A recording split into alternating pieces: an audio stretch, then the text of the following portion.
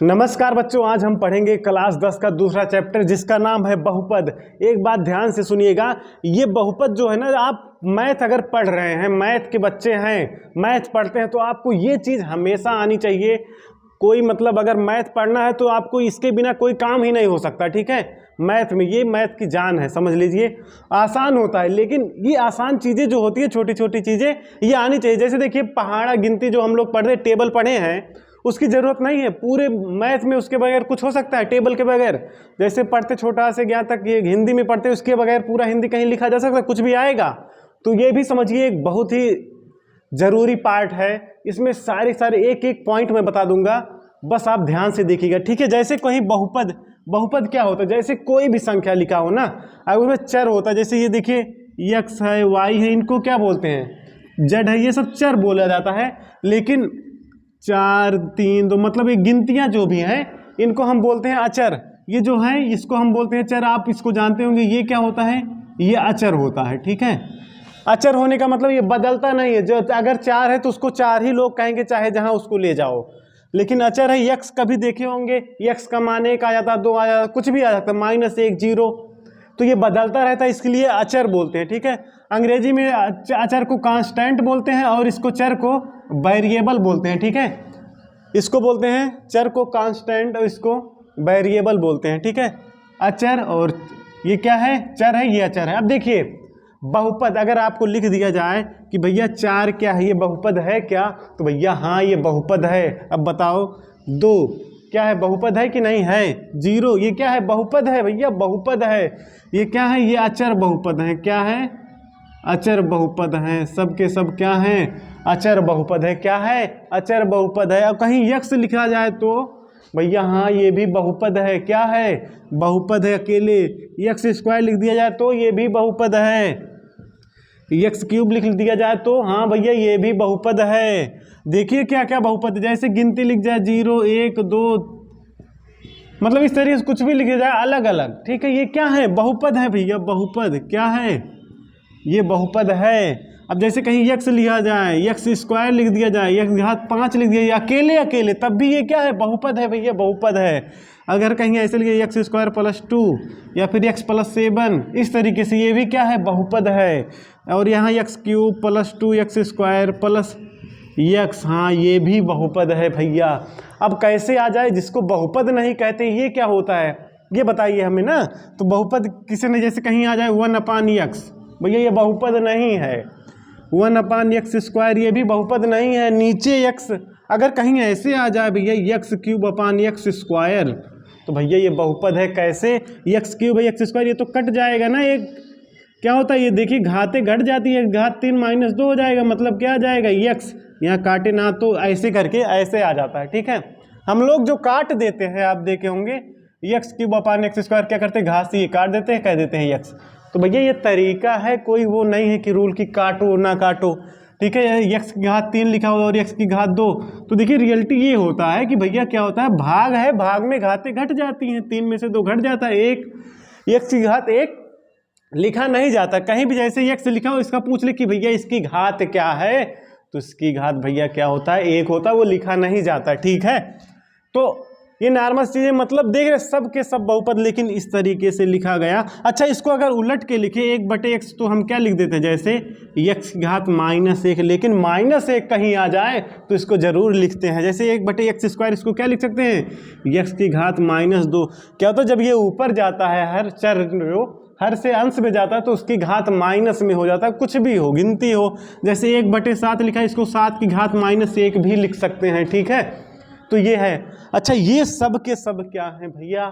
बहुपद नहीं है। जो घात नीचे बच जा रहा है, लेकिन कहीं ऐसे लिखा, आप देखिए घात नीचे वही बताया ना कि x की घात 3/x की घात 2, तो आप केवल नीचे देखने लगो, कह दीजिए भैया ये बहुपद है। ये बहुपद तो है, मतलब ये बहुपद नहीं है नीचे देख के। लेकिन देखिए ओवरऑल जब सॉल्व होगा तो हमारा x आएगा, और x होता है बहुपद। तो हमें बहुपद में ध्यान रखना है, चर हो या अचर हो। ठीक है, अचर है तो उसका कोई दिक्कत नहीं होता, लेकिन जो चर है इसमें क्या होना चाहिए? अब देखिए, चर जो है वो ऊपर होना चाहिए। तो एक बात ध्यान रखना है, सबसे ज्यादा क्या, कोई भी संख्या लिखा उसमें सबसे पहले देखिए जो चर है, मतलब x a b c d कुछ भी लिखा रहेगा, जैसे लिखा हो 7x² + 5x, तो यही जो चर है ना, हमें ये देखना है चर की घात क्या होना चाहिए, पूर्णांक होना चाहिए। क्या चर की घात क्या होनी चाहिए, पूर्णांक। अब बताइए भैया पूर्णांक कौन हो, धनात्मक पूर्णांक भैया। क्या चर की घात क्या होनी चाहिए, धनात्मक पूर्णांक होनी चाहिए। चर की घात धनात्मक पूर्णांक होनी चाहिए। कोई भी लिखा हो आप तुरंत देख के बता सकते हैं, जैसे लिखा हो भैया, लिखा हो ऐसे लिखा हो एक्स स्क्वायर प्लस 4 बटे एक्स स्क्वायर प्लस 7, तो भैया यहाँ पे देखिए ना, ये चर है, इसकी तो पूर्णांक है घात, लेकिन इसका देखिए ये नीचे है, नीचे नहीं ऊपर होना चाहिए। ठीक है, चर की घात तो यहाँ पूर्णांक है, लेकिन ये ऊपर होना चाहिए, तब ये कंसीडर किया जाएगा। ठीक है, जब सही से ऊपर जाएगा तो एक्स घात 2 प्लस 4 एक्स घात -2 हो जाएगा ना। तो भैया ये क्या है, बहुपद नहीं है, ये बहुपद नहीं है। एक्स की घात ऊपर होनी चाहिए, अंश में जो चर है, मतलब जो चर होता है उसका घात क्या होना चाहिए, पूर्णांक होना चाहिए, पॉजिटिव होना चाहिए, निगेटिव नहीं। एक्स की घात -2 नहीं होना चाहिए। ठीक है, हमें ये ध्यान रखना। और ये देखिए ऐसे आ जाए तो ये क्या है, बहुपद नहीं है। ठीक है, तो हमें अगर कोई एक्सप्रेशन मिल जाएगा ना तो हम बता सकते हैं। और देखिए अभी कहें, देखिए रूट आ गया, रूट एक्स, तो भैया ये रूट क्या होता है, एक्स घात 1/2 होता है ना, तो भैया क्या होगा, ये बहुपद नहीं होगा। लेकिन अगर कहीं आ जाए एक्स की, देखिए ऐसे आ जाए एक्स स्क्वायर लिखा हो, √x लिखा हो, तो भैया देखिए घात है और ये क्या है, वर्गमूल है। क्या है ये, वर्गमूल क्या होता है, कैंसिल होके ये आता है x, तो भैया x क्या है, बहुपद है। नहीं तो आप सोचिए ऐसे लिखा हो तो आप कहेंगे बहुपद नहीं है। वो देखेंगे ओवरऑल क्या हो रहा है, उसको भी देखेंगे, मतलब लास्ट में जो रिजल्ट होता है उस पर ध्यान देना है। ठीक है, बहुपद। अब देखिए बहुपद के कॉन्सेप्ट, अब देखिए बहुपद किसको, कौन सा बहुपद कहते हैं, जिसमें भैया ना, अब देखिए भैया आप ये मत सोचिएगा ये बहुत समझा रहे हैं बार बार, ये बार बार जो समझा रहा हूँ ना, इससे मैं कुछ बोलता हूँ वहां से कुछ निकलता है मेरे मुंह से। ठीक है, वो जो निकल रहा है ना, जो सुन रहे हैं ना, शब्द निकल रहा है, उससे क्या होता है, हमारा शब्दकोश बढ़ता है। ठीक है, और बहुत ज्यादा थोड़े कि हम लोग इधर उधर एंजॉय कर लेते हैं तो वहाँ पे तो टाइम बेकार होता है। यहाँ पे जो आप सुन रहे हैं वहां से मैं जब कुछ बोलता हूँ, कुछ निकल रहा है मुंह से शब्द, वो आपके दिमाग में बैठ जाएगा। ठीक है, अब देखिए यहाँ पे कुछ एग्जाम्पल लिया, जैसे 4 7 6 8, इसको जानते हैं कौन बहुपद कहते हैं, इसको बोलते हैं भैया अचर बहुपद। ठीक है, अचर बहुपद। और ये देखिए यहाँ पे लिखा है अचर यहाँ पे देखिए x की घात 1 है, यहाँ पे भी x की घात 1 है, यहाँ पे भी x की घात 1 है, तो इसको बोलते हैं, जहाँ पे x की घात 1 हो, मतलब पूरे बहुपद की घात 1 हो, रैखिक बहुपद बोलते हैं। अच्छा, x की घात 1 नहीं, जो सबसे पूरा जो एक्सप्रेशन, इसको बोलते हैं भैया बहुपद। जो लिखा है इसमें जो x है, जो अचर है, उसकी सबसे बड़ी घात 1 है। देखिए यहाँ पे अचर, इसकी सबसे बड़ी घात 1 है। अच्छा, यही जो सबसे बड़ी घात होती है वही बहुपद की घात भी होती है। ऐसे पूछ लेगा ना कि भैया बताओ 7x प्लस 4x प्लस 7, इस बहुपद की घात बताओ, तो हम देखेंगे जो अचर होगा उसकी जो सबसे बड़ी घात होगी यही बहुपद की घात होगी। तो इस बहुपद की घात क्या है, 2। तो यहाँ पे भी देखेंगे ना, x square plus 2x plus 5, यहाँ सबसे बड़ी बहुपद की घात 2 लिखा है, इसीलिए यहाँ इसको क्या बोलते हैं, द्विघात बहुपद। क्या बोलते हैं भैया, द्विघात बहुपद, क्योंकि इस बहुपद की सबसे बड़ी घात क्या है, 2 है। अब देखिए यहाँ पे x की घात 3 है, तो इसको इस बहुपद में सबसे बड़ी x की घात क्या है, 3, तो इसको बोलते हैं भैया त्रिघात बहुपद। क्या है भैया, त्रिघात बहुपद। ठीक है, तो देखिए अचर बहुपद, उसके बाद 4 घात, तो 4 घात बहुपद हो जाएगा। ठीक है, इस तरीके से बहुपद बढ़ता जाएगा। अब देखिए ना, जैसे ये बहुपद लिखा है x³ plus 4x plus 5x plus 7, इसको हम ऐसे लिख सकते हैं भैया px बराबर क्या, x³ plus 4x square plus 5x plus 7। ठीक है, इस तरीके से हम लिख सकते हैं। अब देखिए जैसे यहाँ पे लिखा है ना, ये अगर हम यही देखो x की जगह हम लिख दें 2, क्या लिख दिए भैया, 2 लिख दिए, तो यहाँ x की जगह 2 लिख दिए ना, तो यहाँ पे भी 2 लिखेंगे, जहाँ जहाँ x है वहाँ 2 लिखेंगे। जब यहाँ 2 लिखेंगे, इसकी घात 3 है, 2 की घात 3 हो जाएगा। यहाँ पे 4 लिखे, 2 की घात 2। अच्छा देखिए, जहाँ कहीं भी लिखा हो ना 4x स्क्वायर, इसका मतलब क्या होता है, 4 गुणे x स्क्वायर होता है, ऐसे होता है। ठीक है, तो यहाँ 4 गुणे क्या हो जाएगा, x की जगह 2 लिखेंगे, 2 की घात 2 प्लस 5 गुणे 2 प्लस 7। अब देखिए क्या हो, 2 की घात 3 का मतलब 2 दूना 4 दूना 8 प्लस 4, यहाँ 4 है, 2 दूना 4, 4 चौका 16 हो जाएगा, प्लस 5 दूना 10 प्लस 7। ठीक है, अब यहाँ इसको जोड़ेंगे ना, 10 7 17 और 16 16 16 32 33, 33 में 8 जोड़ देंगे, क्या हो जाएगा हमारा 41। अब देखिए मतलब P2 जब रखा गया तो हमारा 41 आया, तो इसका मतलब ना कि इस बहुपद का 2 पे मान कितना होगा, 41। इस बहुपद का जब वेरिएबल मतलब x की जगह 2 रख देंगे तो बहुपद का, तो इसको हम बोलते हैं x बराबर 2 पर बहुपद।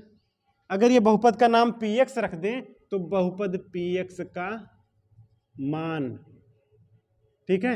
x बराबर 2 पर बहुपद px का मान, px बराबर क्या आ गया 41 आ गया, ठीक है। ऐसे अगर कोई पूछ ले x बराबर 2 पर px का इस बहुपद का मान बताओ, तो भैया x बराबर 2 पर इस बहुपद का मान कितना आ जाएगा 41। यही 2 की जगह 3 रख सकते हो, जो भी मर्जी रख लो, ठीक है। अब देखिए अगर न कुछ ऐसे दिया हो, जैसे यहाँ पे लिखा है x स्क्वायर धन 2x प्लस 5, ठीक है। एक मिनट रुकिए, इसको मिटा के बताता हूँ आपको। तो देखिए ये मैं बोल रहा था जैसे यहाँ पे एक्स क्यूब, देखो x cube plus 4x plus 5x plus 7 जो था, ठीक है, इस पे क्या किए, ये x बराबर 2 पे मान निकाले तो हमारा ये 41 आ गया। तो हम ये बोले कि भैया x बराबर 2 पर px का मान क्या है, बहुपद का मान क्या है 41 है। तो मैं यही लिख के ये बता रहा था, देखिए px बराबर कहीं x square plus 5x plus 6 लिखा है ना, अगर हम यहीं पे x की जगह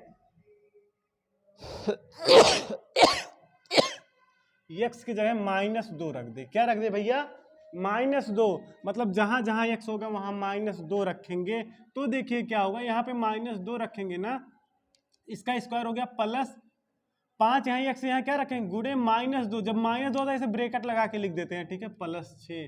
जब देखिए -2 इसका स्क्वायर करेंगे ना, माइनस का वर्ग होता है तो वो प्लस में आ जाता है, 4 आ जाएगा। 5 दूना 10 होगा, लेकिन यहाँ माइनस का चिन्ह है तो -10 होगा, प्लस 6 होगा, ठीक है। देखिए 4 और 6 जोड़ेंगे 10 होगा, 10 में से 10 घटाएंगे ये आ गया 0, मतलब p-2 पर 0 आ गया, मतलब x बराबर -2 रखने पर px बराबर क्या आ गया 0 आ गया। अब देखिए ये ऐसा मैं क्यों दिखाया इस चीज को ना, कि इसको हम कह सकते हैं x बराबर -2 पर px का मान क्या है 0 है। इसका मतलब जो ये -2 आया है ना, इसी को जिस वैल्यू पर, मतलब क्या, देखिए x के जिस वैल्यू पर इस बहुपद का मान 0 आ जाए उस वैल्यू को हम उसका क्या बोलते हैं, बहुपद का शून्यक बोलते हैं। क्या है, यही बहुपद का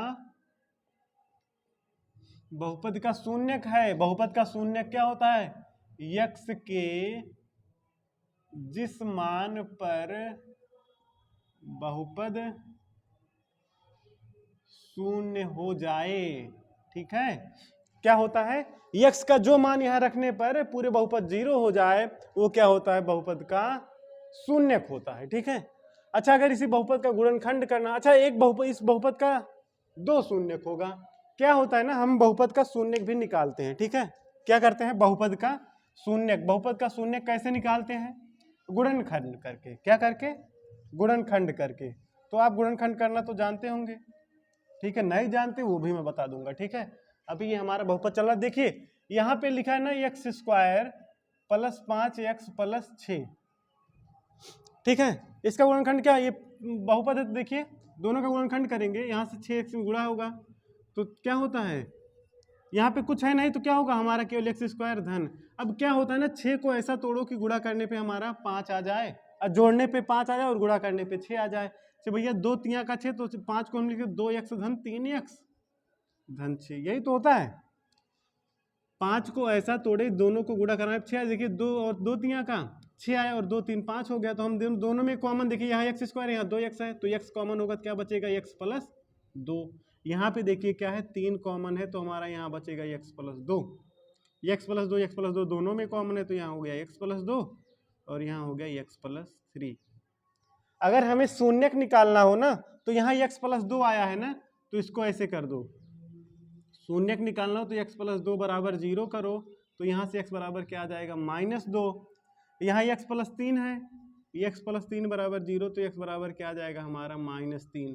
ये -2 और -3 पता है क्या है, ये बहुपद के शून्यक हैं, 2 शून्यक होते हैं -3 और -2, ठीक है। तो हमारा ये बहुपद का बहुत बेसिक चीजें थी। और एक चीज है, जैसे कोई बहुपद का ग्राफ हो ना, ऐसे ये x अक्ष होता है, ये y अक्ष होता है, ये x अक्ष, ऐसे ग्राफ बना है कोई बहुपद, ठीक है, इस तरीके से कोई बहुपद बना है, ठीक है। पूछेगा भैया इस बहुपद के कितने हल हैं, कितने शून्यक हैं, बहुपद के शून्यक बताओ, तो क्या करेंगे भैया, ये x अक्ष को जितनी जगह काटेगा उतने शून्यक होंगे। देखिए 1 2 3 4 5। तो भैया बहुपद के शून्य कितने होंगे? 5 होंगे। देखिए ग्राफ ऐसे बनाता हूँ, ऐसे बना है और ऐसे काटा है। इसको क्या बोलते हैं भैया? एक्स अक्ष बोलते हैं। इसको क्या बोलते हैं? वाई अक्ष। बहुपद के शून्य बताओ भैया, एक कितने हैं? 2, तो 2 शून्य होंगे। ऐसा कोई ग्राफ है, यहाँ से 1 2, देखिए 1 2 3, कितने शून्य भैया इसके? 3 शून्य है। ठीक है, ये बहुत बेसिक चीजें थी, इसको बता दिया मैं आपको। देखिए अगर वीडियो पसंद आया हो तो वीडियो को लाइक करिएगा और कमेंट करिए। आपको जो मैथ में नहीं आता ना, कमेंट तो एक बार करिए, फिर देखो मैं समझाता हूँ आपको। देखिए और इसको अपने फ्रेंड सर्कल में शेयर करिए। ये बेसिक चीज़ है, इसको आप बढ़िया से पढ़ लीजिएगा।